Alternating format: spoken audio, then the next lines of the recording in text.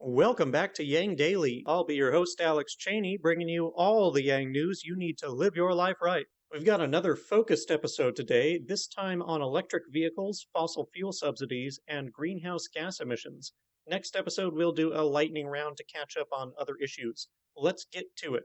Quick shout out to our Tier 3 patrons, Shay Meehan and Nathan Stankowski, as well as all our other patrons. You keep us all informed and engaged. If any of you out there want to join these advocates of humanity first and independent journalism, head on over to patreon.com/YangDaily. It would only take a couple of bucks a month from each listener to keep this podcast and community going and growing into the future. Now on to the news. A new report by Bloomberg NEF puts global climate change efforts into a new light.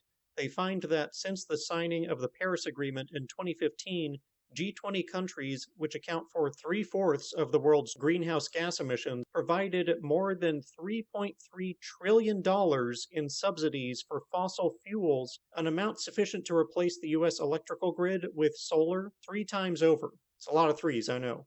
Worse, some countries have actually been increasing their fossil fuel subsidies during this time rather than phasing them out. And guess who's on that list? Australia's subsidies went up by an incredible 48%, Canada's up by 40%, and the US up by 37%. The biggest subsidy amounts are in China, Saudi Arabia, Russia, and India, accounting for about half combined. The report determined 60% of the subsidies went to companies producing fossil fuels and 40% went to cutting prices for consumers. At a time when we're seeing massive damage to humans and animals from climate change, we're using tax dollars to incentivize that pollution. You might think that making gas or fossil fuel energy cheaper is kind of a good thing, but think about it. We're taxing people and then giving their money to oil companies. It's basically just giving money to the government so they can use it to distort the market by making fossil fuels seem cheaper than they are. We're making it profitable for the oil industry to extract resources that would otherwise be left in the ground. At current prices, the production of nearly half of all U.S. oil would not be economically viable without federal and state subsidies. Were they not exempt from modern pollution standards, 98% of currently operating coal plants would also not be profitable. Depending on what's considered a subsidy, fossil fuels are receiving anywhere from $10 to $50 billion a year in the U.S. A conservative report from Oil Change International pegged 2015 fossil fuel production subsidies at $15 billion for federal and $6 billion at the state level. Consumption subsidies are another $15 billion annually on top of that.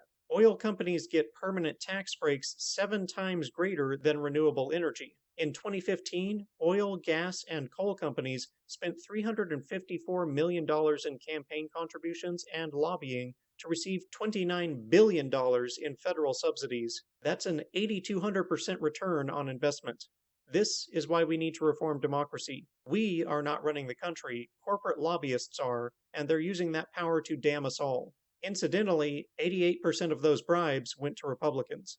It's popular to attack green energy subsidies, so you might ask, how is this different? The difference is that green energy is a set of budding technologies that are beneficial to humanity and need a bit of help getting to the point of profitability. Or, at this point, mostly that we need to transition to them as fast as possible to avert disaster. Almost all the technologies you now know and love were once subsidized by the government during their development phase until they could get to the point where the private sector could profitably sell them and continue that development. Fossil fuels were once a budding technology the world needed, like over a century ago. It makes absolutely no sense to be subsidizing them now. It's like giving money to Blockbuster when Netflix is on the way.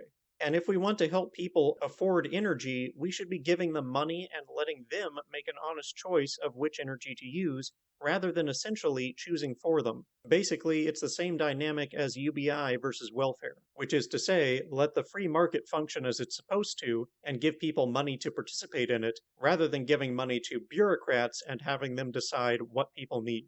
And then there's the cost of cleaning up the damage fossil fuels will do through climate change. It's a difficult number to estimate, but even extremely conservative estimates of $37 per ton of CO2, which is 5 times lower than the highest estimates, comes to a cost of about $200 billion a year for the US and 1.3 trillion globally. Fossil fuel companies will not be paying that bill either. Again, taxpayers will, making it further invisible subsidies. This is why we need a carbon dividend to get rid of that invisible subsidy. We are paying them to hurt us and making it harder for better technology to compete against them. Kind of like subsidizing tobacco instead of taxing cigarettes. It's madness.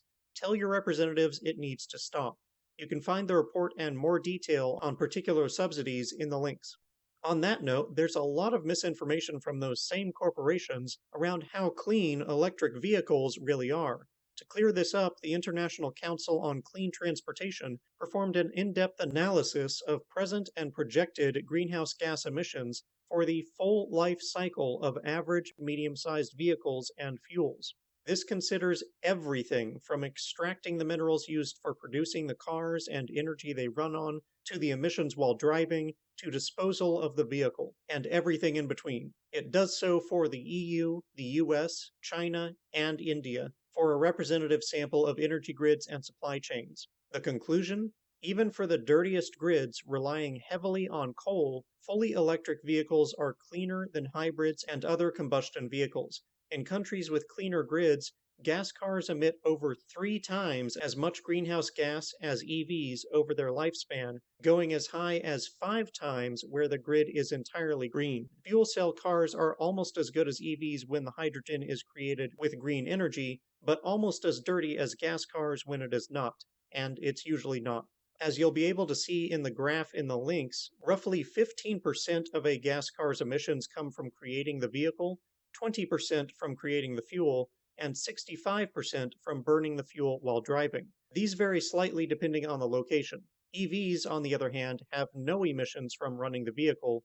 Anywhere from 35 to 75% of their emissions come from fuel creation, depending on how the electricity is generated, with emissions from producing the vehicle being only slightly higher than that of a gas car due to the battery pack.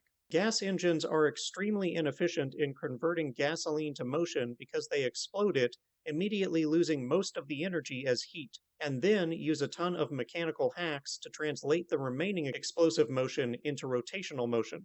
EVs are far more efficient because it's a battery running electricity through an electric motor, which rotates the magnetic rotor, which goes straight to the wheels. This is mainly why EVs are cleaner even when their electricity comes from the dirtiest source. Although another big reason is that the electric motor can be run in reverse when the car slows down, which actually puts energy back in the battery. If the electricity comes from a clean source, it gets way better. Gas has to be mined and refined, which all emits greenhouse gases, and then gas is burned, transporting that gas to the gas station. Electricity can be generated with a solar panel, wind turbine, hydroelectric dam, etc., and loses almost nothing in transit to where it's needed, reducing the emissions enormously.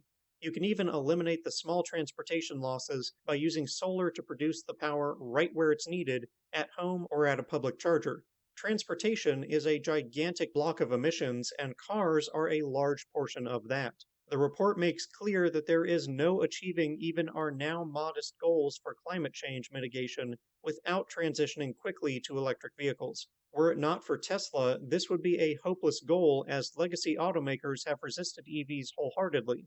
But Tesla's insane pace of innovation and progress are pushing the entire industry, kicking and screaming, into the future. Their Model 3 is now among the lowest total cost of ownership vehicles in the world for a four-door, and is also arguably the best car in the world, with the most advanced tech, incredible performance, lowest maintenance, longest lifespan, and highest owner satisfaction. And it's improving all the time. That's also not to mention their solar, energy storage, charging station, and insurance products, which are all likewise industry-leading. Suffice it to say, there's a reason Tesla is in the top 3 companies engineers want to work for, and is now the most valued car company in the world by market value. EVs and green energy provide better performance, cost, efficiency, health, maintenance, sustainability, and pretty much every other metric. Climate change or no, they are the technology of the future, and the sooner they arrive, the better. And that'll do it for today's Yang Daily. Bookmark and share the fossil fuel subsidies and EV threads.